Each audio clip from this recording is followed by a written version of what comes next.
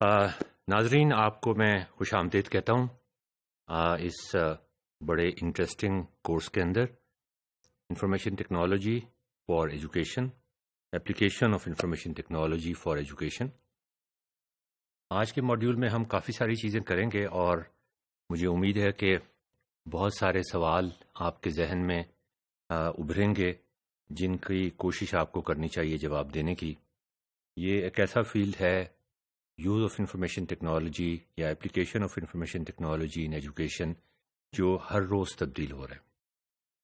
آپ کو یاد ہے ہم ایک کیس اسٹڈی کر رہے تھے، ایک ایسے یونیورسٹی تھی جہاں پہ ایک ڈپارٹمنٹ میں 700 اسٹوڈنٹس کمپیوٹر سائنس میں داخل ہوتے ہیں، لیکن اس میں سے 70% ڈراپ آؤٹ ہو جاتے ہیں۔ اس کی ہم نے بہت ساری وجوہات آپ سے ڈسکس کی تھیں، اور اس کے بعد پھر ہم کچھ نتیجوں پر پہنچے تھے۔ ہم نے یہ بھی ڈسکس کیا تھا کہ ٹیکنالوجی کو استعمال کرتے ہوئے ہم دو فائدے اٹھا سکتے ہیں، بنیادی طور پہ دو طرح کے لوگوں کے لیے فائدے اٹھا سکتے ہیں۔ ایک تو یہ کہ جو لوگ ایفلوئنٹ کلاس سے بلانگ کرتے ہیں، کھاتے پیتے گھرانوں سے بلانگ کرتے ہیں، اس میں جو اسٹوڈنٹس بیکن ہاؤس میں، گرامر اسکول میں، ایچ میں مختلف جگہ پہ جاتے ہیں، ان کے ڈفرینٹ لرننگ سٹائلز ہوتے ہیں، ان کی ڈفرینٹ پرائر نالج ہوتی ہے۔ ڈائیورسٹی اتنی زیادہ نہیں ہوتی، لیکن اس کے باوجود سٹائلز مختلف ہوتے ہیں۔ وہاں پر پیئر انسٹرکشن، ٹیکنالوجی اور فارمیٹیو اسیسمنٹ جس کا ہم نے ذکر کیا تھا، وہ آپ کو جس قدر لرننگ اس وقت ہو رہی ہے وہ مجھے معلوم ہے، آپ کو بھی معلوم ہے، بہت کم ہے، بہت زیادہ ہو سکتی ہے اس سے۔ تو یہ تو ہم نے بات کی خوشحال لوگوں کی۔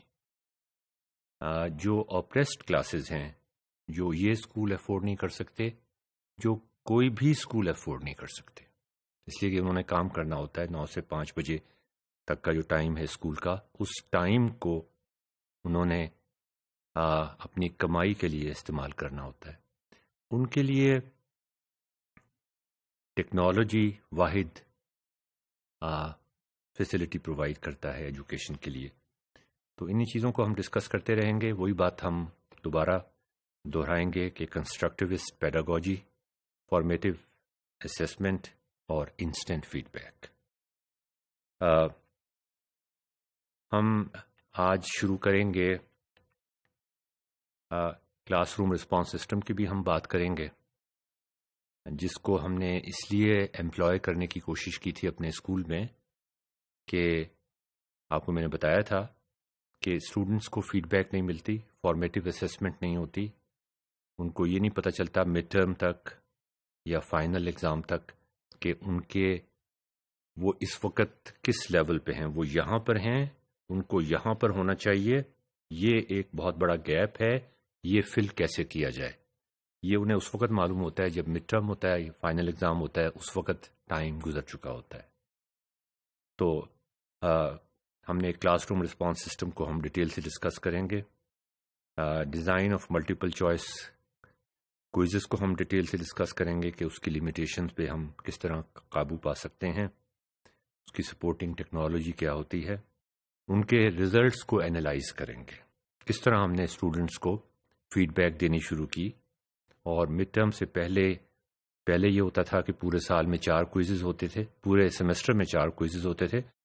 اب مڈ ٹرم سے پہلے ہم نے 4 کوئزز کر کے ان کو اسی وقت اس کا انسٹنٹ فیڈ بیک دے کے رزلٹ اور ان کی جو کمزوریاں ہیں، جہاں پر گیپ آ رہا ہے، وہ ہم نے ان کو بتا دی۔ اور اس کے ساتھ ساتھ ہم ایک انٹیلیجنٹ ڈیٹا بیس بھی سیٹ اپ کرتے جا رہے ہیں۔ تو یہ ہمارے موضوعات ہوں گے آج کے بعد مختلف ماڈیولز کے اندر۔ ہم ذکر کریں گے، ایک کیس اسٹڈی کریں گے کلاس روم رسپانس سسٹم کی، جس میں ہم دریاؤں کا ذکر کریں گے۔ ہم شروع کرتے ہیں کہ the river flows with a music, اور میں یہ ایک آپ کو ایک کتاب میں سے، ایک مشہور کتاب میں سے، ایک مشہور ناول میں سے کچھ سینٹنسز پڑھ کے سناؤں گا دریا کے بارے میں۔ ہماری ہمیشہ کوشش یہ ہوتی ہے کہ ہم فنون لطیفہ کو سائنس کے ساتھ، سائنس آف لرننگ کے ساتھ مکس کرنے کی کوشش کریں، لیکن اگلے موڈیول میں۔